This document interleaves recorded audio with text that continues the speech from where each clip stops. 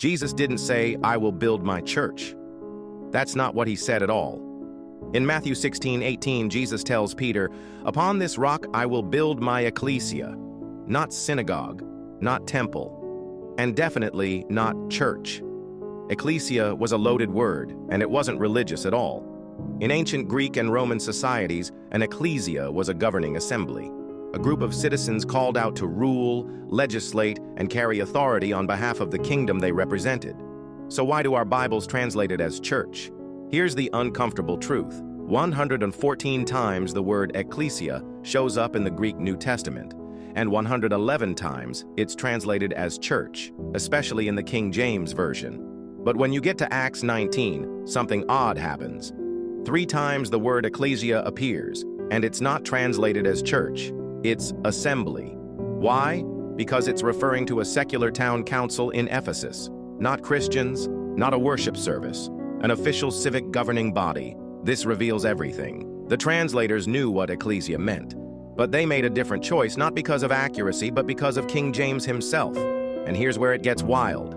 King James gave translators a list of rules. Rule number 3, old ecclesiastical words to be kept as the word church.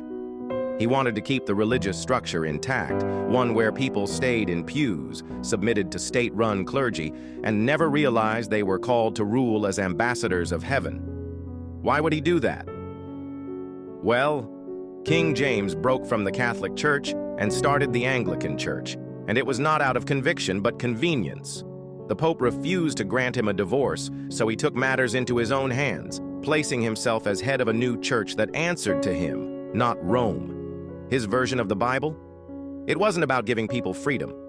It was about maintaining control, rebranding religion with a crown on top. And what better way to gain the people's allegiance than to give them what they wanted, the Bible in their own language, but with conditions. And let's be clear, this isn't an attack on pastors. Most are doing their best with what they've been taught. But the system they serve was designed to keep believers tame, dependent, and silent. Jesus didn't die to start a religion. He launched a kingdom government.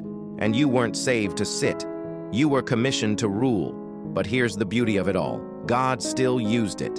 What King James may have meant for control, God used to spread his word. What man twisted, God is untwisting. Like Romans 8:28 says, he works all things together for good for those who love him. And now that we have access to the full truth, it's time for believers to step out of religion and step into their kingdom identity. Follow for more Bible history through an unfiltered lens of truth.